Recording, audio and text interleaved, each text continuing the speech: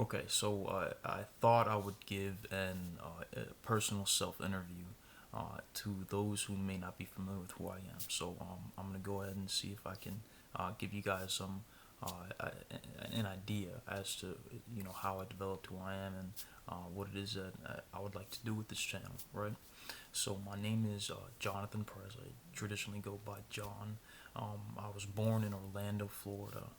So I lived there for quite a while. I was inoculated into Hispanic culture. I'm Puerto Rican, um, and it was an amazing experience. I was able to be around people of my own culture and people that were familiar with the traditions that we had within our own culture. And then around 11, 10 years old, we actually moved over to Laurel, Mississippi. So Laurel, Mississippi is an interesting town, right? So that's what I'll call it. It's relatively um, interesting in the fact that it's just to give you an idea, right? So the school that I went to, elementary school, it was around 95% African American, and it was about 4% white, and then it was about 1% other, right? And so that 1% was me and my family. But it was a good experience because I was able to, really understand the, you know, black culture. I'll just go ahead and say it, black culture, right? So, black culture was something that being surrounded by people that were from a complete different culture at a young age gave me an understanding of the difficulties and the tribulations and the hardships that they actually had to encounter. And my friends, would often speak on, those difficulties. And when I was, growing up there, it was a complete different scene, right?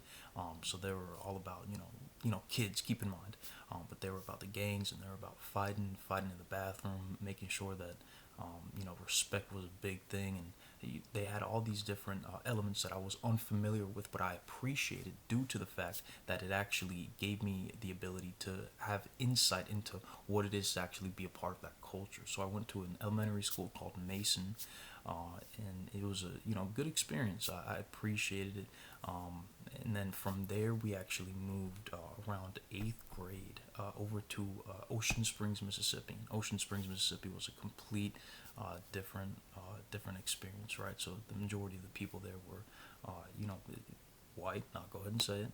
But it also gave me, a good view as to how white culture operated, right? So if you live in Mississippi, surrounded by,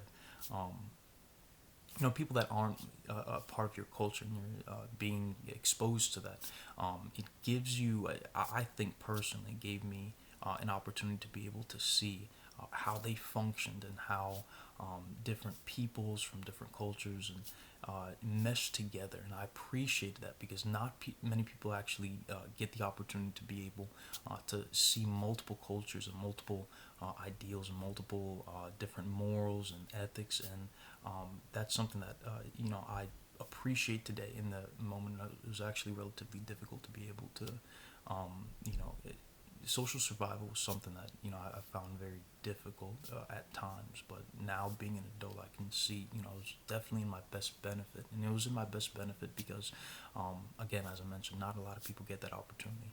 So I come from a very religious background. My grandfather is a pastor, and so having that experience also helped guide me and give me some grounding as to how I held my faith and what I believed in and things that I found valuable, and the things that I find important now are completely different than at that point in time, right? So I'll go ahead and go back into high school, right? So high school, um, smoked a lot of weed. Yep, yep. Did shrooms. Yep. So after high school, I actually went to the University of South Alabama. Right, South Alabama was an amazing experience. I was actually working at a as a lifeguard for the first semester, and then the second semester, I was working as a telecommunicator. Right, so I was on the phones, basically speaking to alumni that had graduated already, but they needed to donate to the university because the university was in peril of losing funding. Right, so that was the idea, that was the pitch that I was supposed to get at. So for an entire semester, basically, I had to convince older people that had already graduated that the university needed their help, right? And so I figured, one of the really cool parts about the collegiate experience is that it exposes you to different people, right? So when I was there, I really appreciated um, the opportunity to not only live on my own but figure out what it is that I appreciated and I liked, and what I wanted to contribute to the society that had given me so much. So after that, moved back home for a while. Went to the Mississippi Gulf Coast Community College. Over at the Mississippi Gulf Community College is where I started working with a company that was selling different TV deals and cell phone deals and the telecommunication area basically. And that was where I first got my first experience as to what it is to actually be in the business world, right?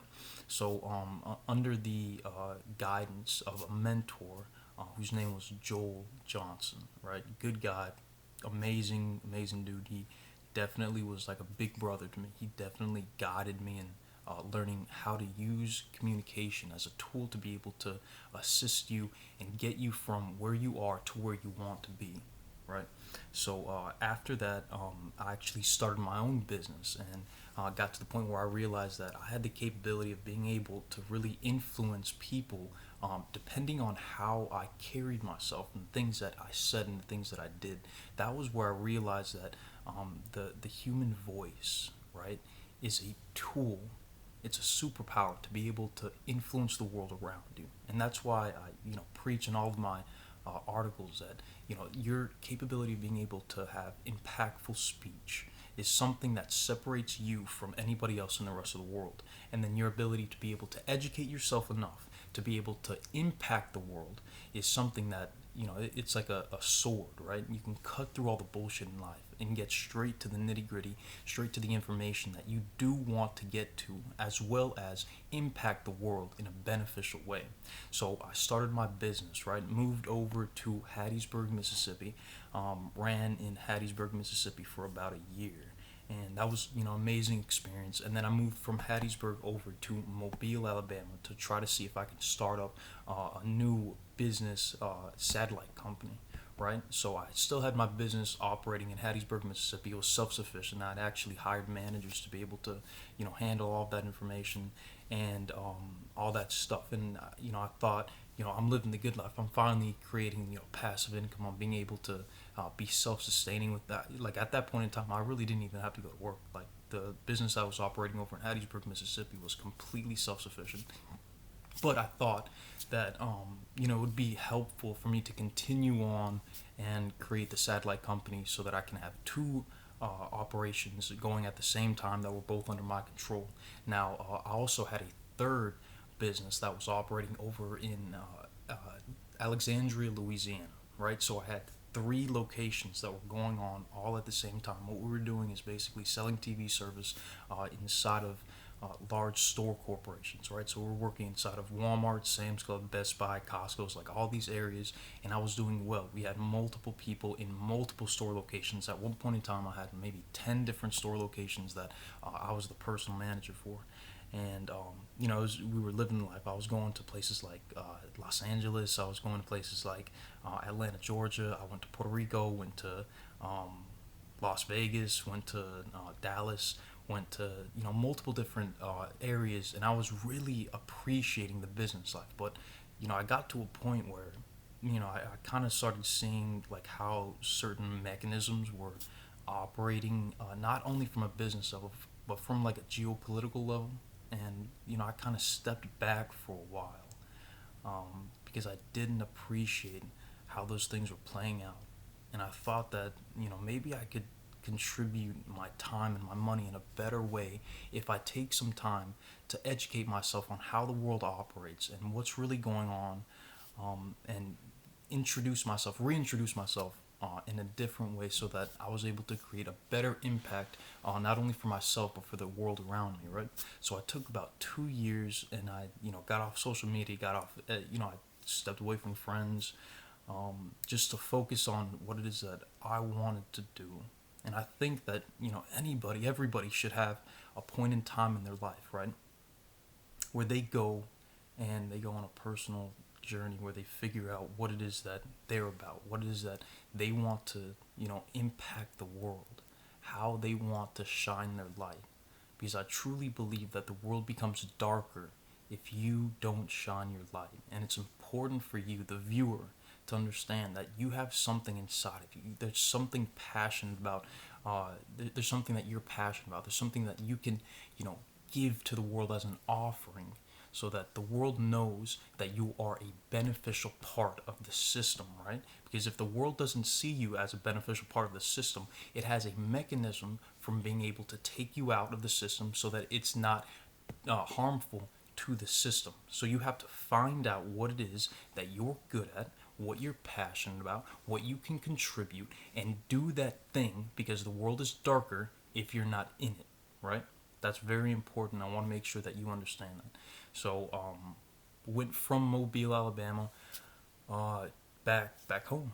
I needed, that time, those 2 years, to be able to figure out what it is that I was all about. Got out of those 2 years, basically started a moving company. The moving company's done pretty well. Been running with it for 4, 5, 6 months in that general area, and it's been a great experience. The moving industry it's an interesting experience, but I also thought that if I'm owning a business, right, it's also important to be able to have an outlet, a creative outlet, to be able to focus in on how I plan on getting out to the world, how I plan on giving good content, good information, so that the business can do better. And that's actually where I started Just Thoughts. And so Just Thoughts was a place where I was just writing information about things that I felt, and things that I thought about how the world was working. And that turned out to be something that I really enjoyed, I really appreciated.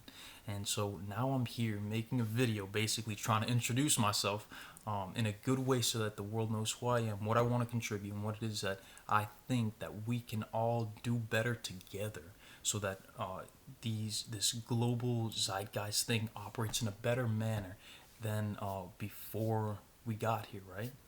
So I called my company Next Gen Moving Inc. for a reason, because it sounds a lot like Next Gen Moving In, right?